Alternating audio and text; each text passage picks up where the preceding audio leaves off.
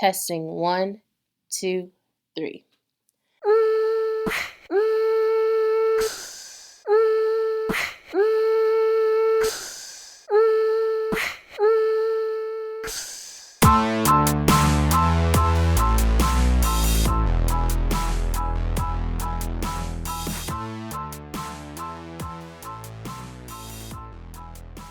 Hi everyone, and welcome to another Woke Wednesday. This podcast was created to shed light on different societal issues which have been at the forefront of public discourse through one of the most divisive times in American history. More so, it was created with the intent of allowing those who have often been neglected, shunned, or misunderstood to have a chance to share their experiences and thoughts. I hope this dialogue encourages critical conversation and activism amongst all listeners, and I hope you'll tell all your friends about it and share it on your social platforms.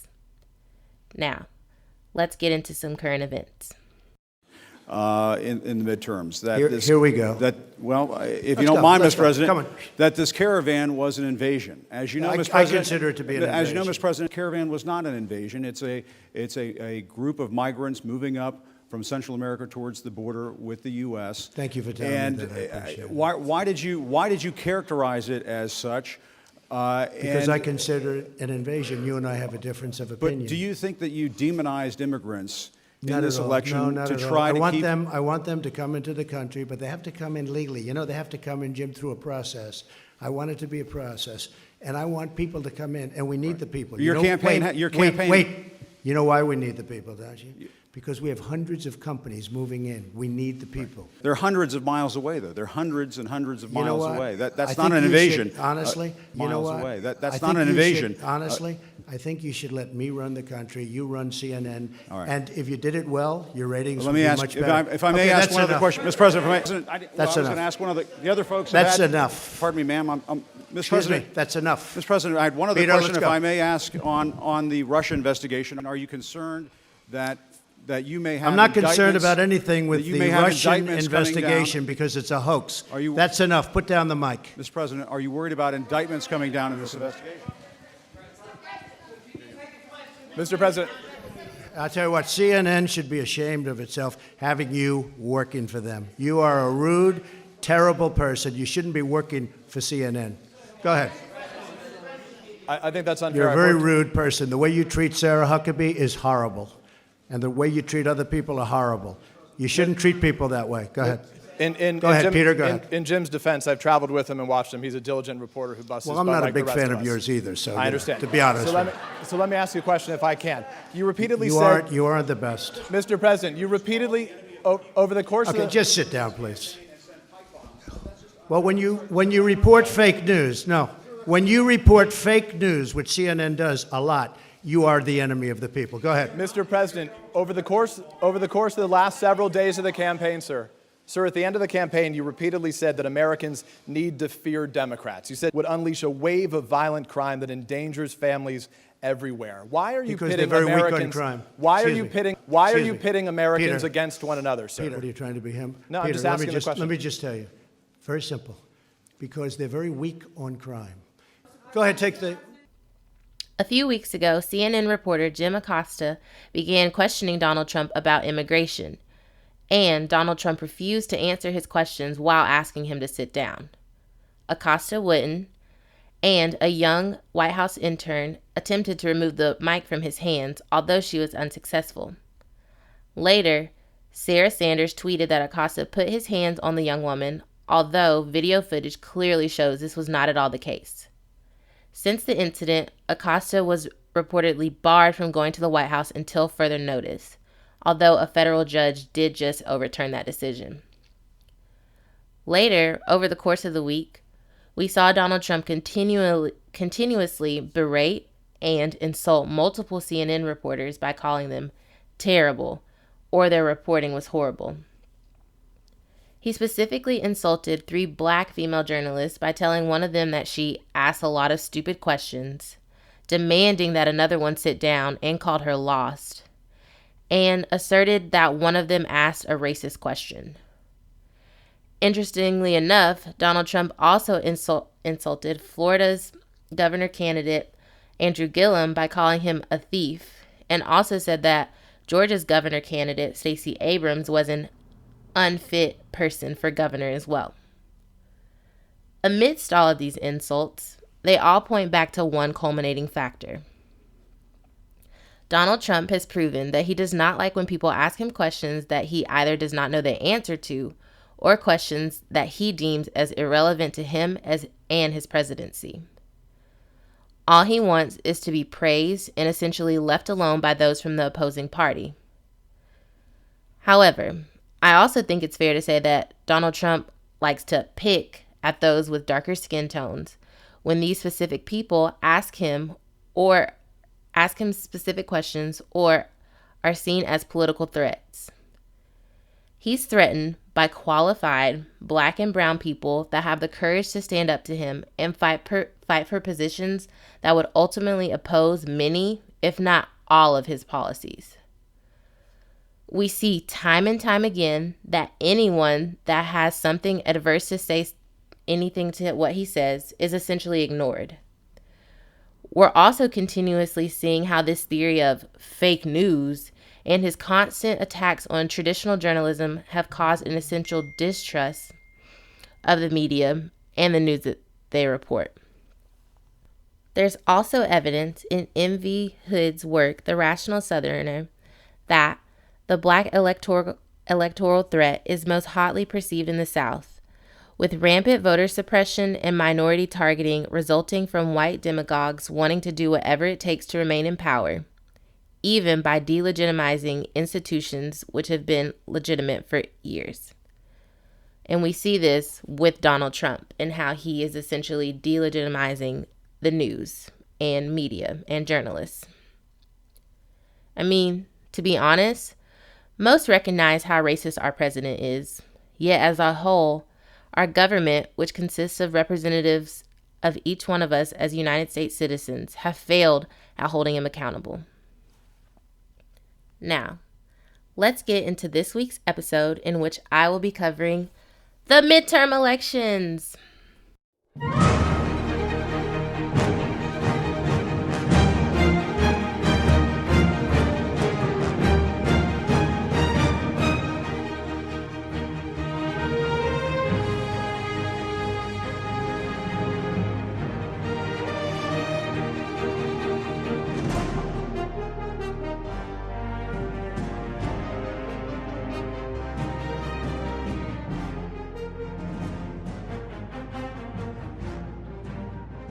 You know me, I love to vote.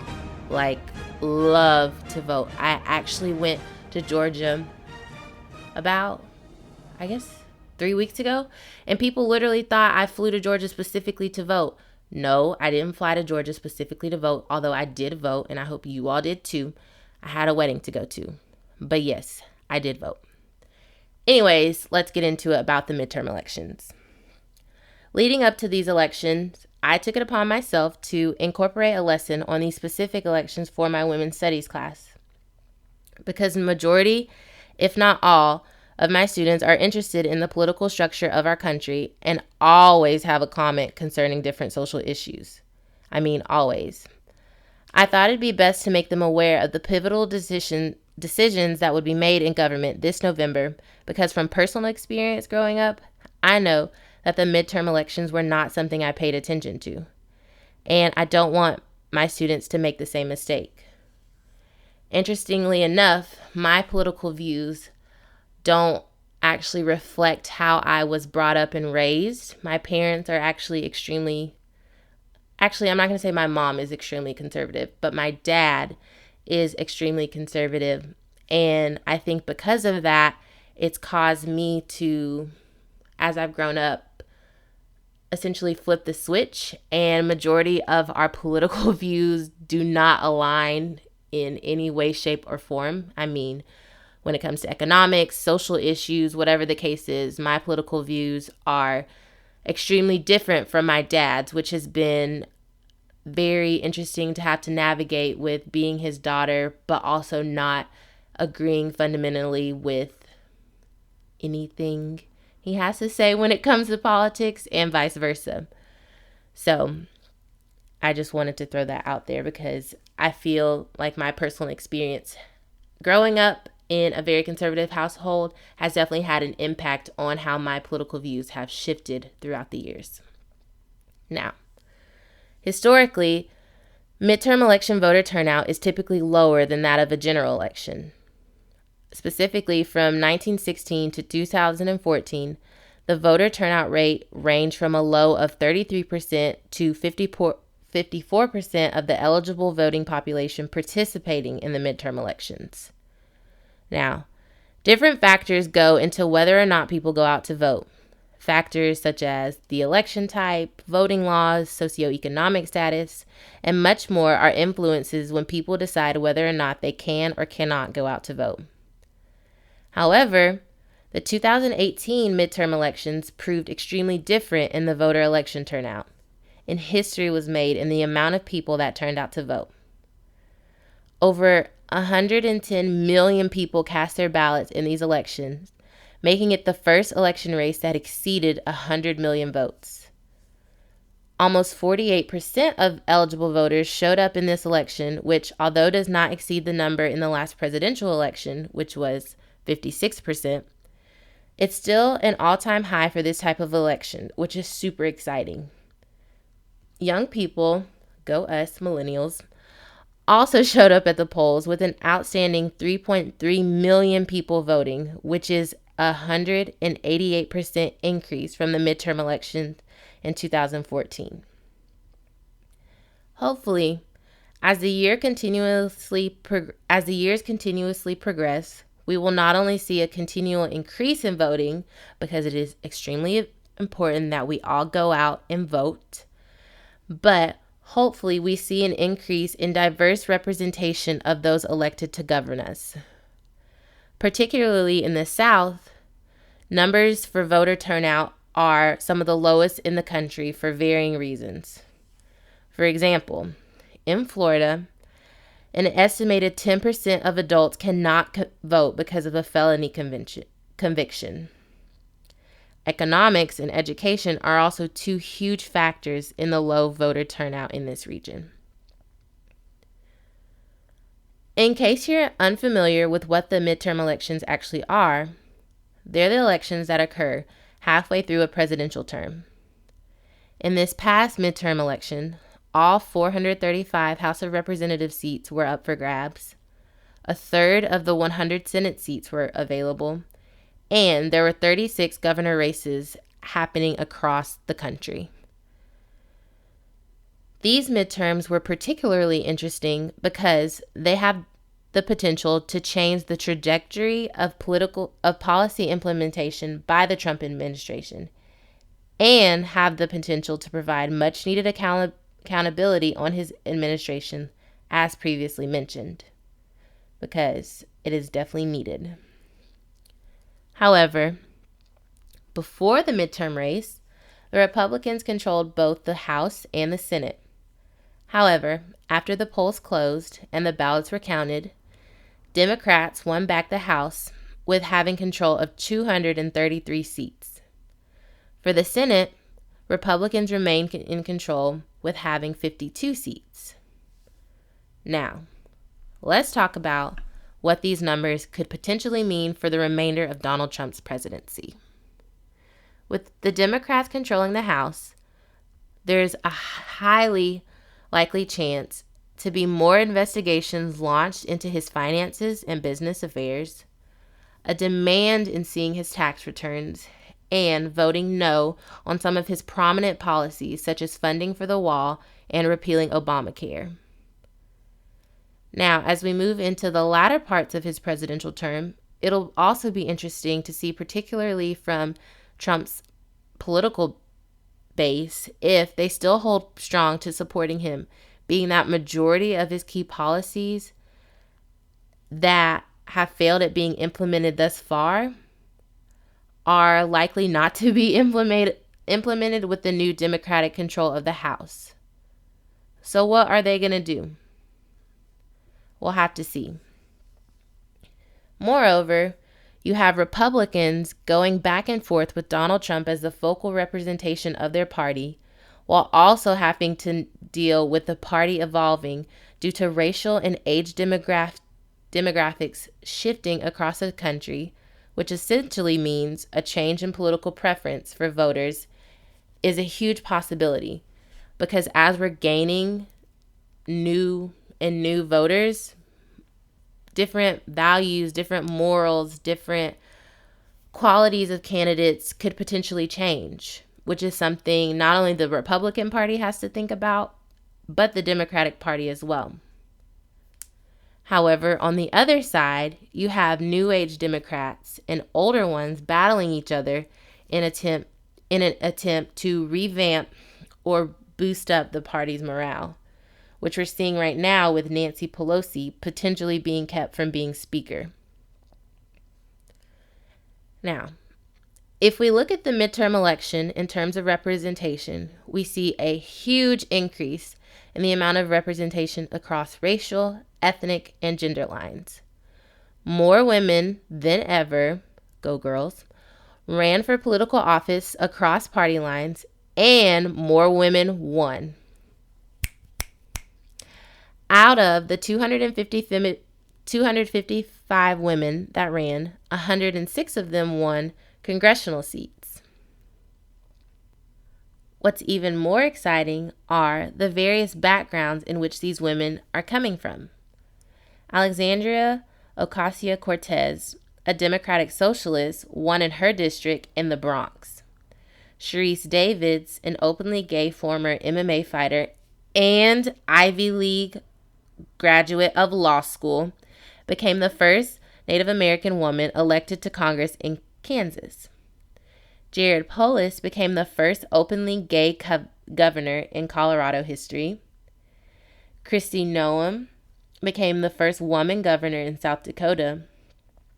Ayanna Pressley, she became the first Black woman elected to Congress ever from Massachusetts. Not only the first Black woman, but the first woman of color in general to be elected to Congress in Massachusetts.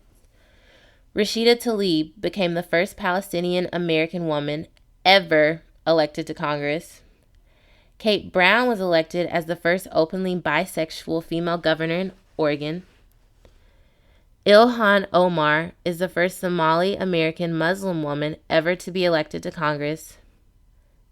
And last, but certainly not least, from Georgia, Lucy Macbeth won a seat in the House after facing tragedy when her son was murdered in 2012. She became a prominent activist for gun control following her son's death, and after the lack of congressional action because of the Parkland shooting in Florida, she vowed to work for families impacted by gun violence. Now, while there are many more historic victories for women and other marginalized communities in this past election, and I would love to name them all, I'd specifically encourage for you all to look into these particular people and their stories, because these people are representatives of the many backgrounds and ideals of ordinary American people that are often left out or forgotten when laws and policies are made that will more often than not negatively affect them. In terms of the governor races across the U.S., an accusation. Here to react in his first national TV interview since winning the governor's race is Governor-elect, soon-to-be former Secretary of State for Georgia, Brian Kemp. Governor, you won by 55,000 votes, but clearly Stacey Abrams is not accepting it. Basically, it seems like she's saying you cheated by canceling 1.4 million people off voter rolls since 2011. What's your reaction? Well, look, Brian, I'm moving on. I'm the governor-elect. The election's been certified. This is indeed over, and I'm looking forward to serving hard-working Georgians, and that includes all of them, by the way. But look, it's unfair for her to blame, especially local elections officials that are following the law when it comes to these things for registration, how things are conducted on Election Day. In Georgia, we have secure, accessible, fair elections. We make it easy to vote and hard to cheat. And we saw the easy to vote part. We had 1.4 million more voters in this election than we did in the last governor's race, a historic turnout. We have 1 million more people on the rolls because I pushed for and implemented online voter registration where people could register to vote 24 hours a day, 7 days a week. If my opponent and her activist groups had used the online system, they wouldn't have had as many problems as they did with folks that they were registering. And by the way, the pending list, my daughter was one of those folks on the pending list because she was 17 and a half when she registered, and you have to be 18 to be on the list. So the day she turned 18, she came off pending, went on the voter rolls, and she voted for me on November the 6th. So the process worked down here. We're proud of that. You know, nobody's questioning the Democrats' wins, knocking off one of our congresswomen in the state of Georgia. They're not questioning the local races that they won. So this is really just political rhetoric, but that's in the past. I'm moving forward and looking forward to governing our great state. She's joining me now for her first national interview since ending the race is Stacey Abrams, the former minority leader of the Georgia State House. Leader Abrams, thanks so much for joining us. You said that, quote, democracy failed in Georgia. Obviously, you're referring to some of the messy process of democracy, as you called it, incompetence and mismanagement. But do you think that there was deliberate interference in the election? Yes. And I believe it began 8 years ago with the systematic disenfranchisement of more than 1 million voters. It continued with the underfunding and disinvestment in polling places, in training, and in the management of the county delivery of services. And I think it had its pinnacle in this race. But a few months before, in May of 2018, a Republican primary had to be called for a do-over because a number of voters did not receive accurate ballots. We know that there has been a dramatic discrepancy in the way absentee ballots are both allocated and counted across the 159 counties. And so, yes, there was a deliberate and intentional disinvestment and, I think, destruction of the administration of elections in the state of Georgia. Stacey Abrams. She ran against Brian Kemp, while Kemp also remained Secretary of State and was accused of purging over 340,000 voters from the state registration. Although Abrams has not and will not officially concede, she does plan on filing a federal lawsuit against the state of Georgia for the mismanagement of this election and the right to vote that was lost for so many people. Now, not to mention, in 2013, the Supreme Court revoked Section 5 of the Voting Rights Act, which designated pre-clearance by the national government for Deep South states to redraw district lines. This is extremely important because, as the Georgia and the Florida races show, voter suppression still exists in the South. Section 5 also helped prevent racial gerrymandering. Moving back to Brian Kemp and this idea of voter suppression, as Secretary of State in 2010, he began investigations into minority organizations that ultimately helped register over 200,000 new Asian American and African American voters. Kemp's investigations ultimately yielded no evidence of voter fraud or honestly anything suspicious. But recognizing that his own implicit bias obviously played a part in launching those investigations, is important now that he ultimately governs all different types of racial demographics. If you've never heard of the idea of the black electoral vote threatening white male dominance, then you can also look to the fact that Kemp used exact match to put tens of thousands of voters in electoral limbo by refusing to place them on the voter rolls if there was a stray letter or a typo on a person's voter registration card that didn't exactly match the state records. Of those people, African Americans accounted for nearly 66% of those rejected when applying to vote. Voter suppression is definitely real, people, and this particular race was a clear example of it. In Florida, we also saw history being made as Andrew Gillum became the first black nominee in Florida history. Although he did end up losing and conceding to Ron DeSantis, Gillum's vibrance and progressive reform ideas did not go unnoticed in this race. He advocated strongly for Medicare for all, supported same-sex marriage before the Supreme Court's decision to make it legal, and abolishing ICE, which I agree with too. I should be abolished. Anyways, while it is very saddening that he did not win, it's encouraging to not only recognize his accomplishment as the first black nominee, but also the fact that he's so young and has already stated that this isn't the last we'll be seeing of him. The last person that I want to highlight before I close out this episode, which I cannot forget because he is in the state that I now currently live in, is Beto. Beto took the state of Texas by storm when he ran for a Senate seat against Ted Cruz. Beto, a grassroots politician, didn't accept any PAC money during his campaign and still raised a crazy $38.1 million from individual donation. So yes, to no corporate money. This is extremely impactful because PACs are extremely toxic in the fact that they are essentially a game for millionaires and billionaires, being that they essentially have all the money needed to fund their political candidates for ads, rallies, etc. With super PACs being at the center of a lot of political campaigns, this allows for certain interests to be magnified and others to be lessened if they're not relative to that particular corporation or business.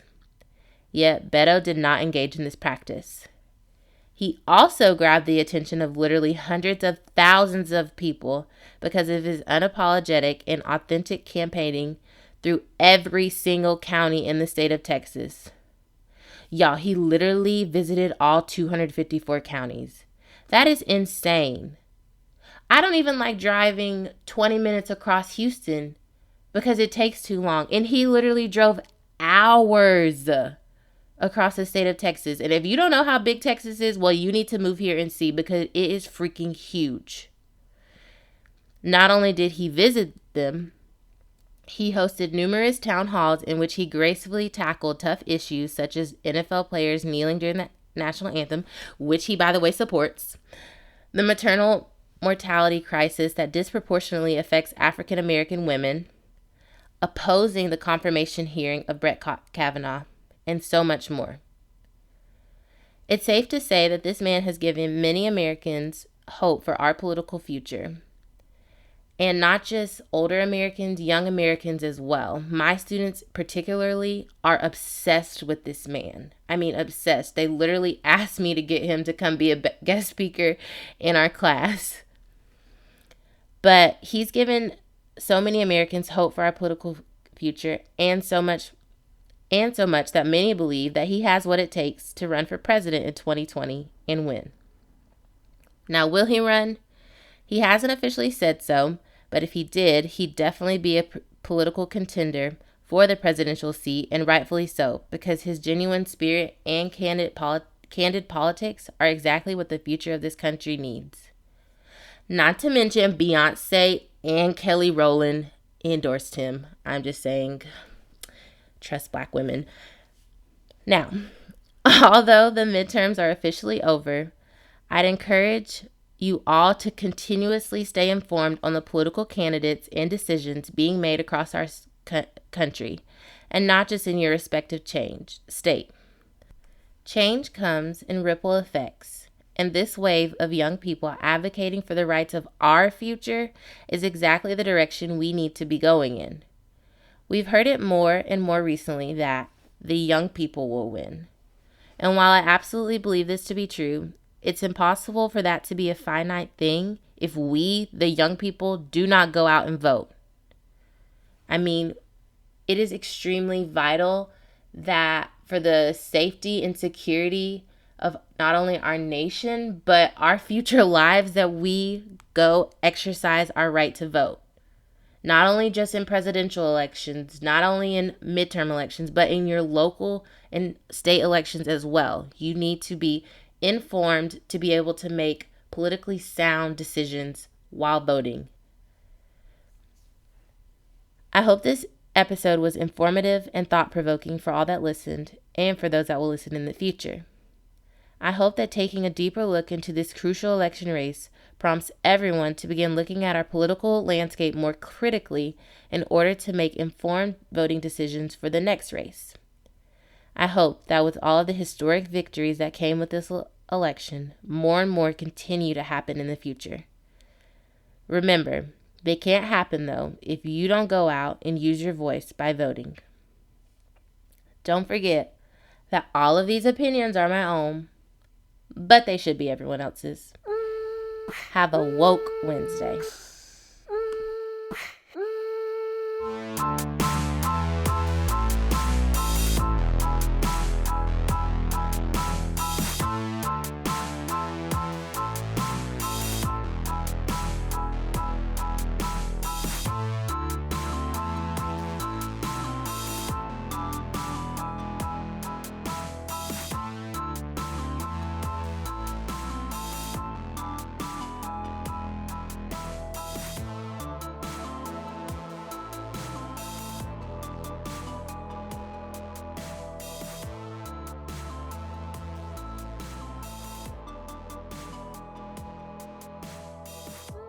Thank you for another Woke Wednesday.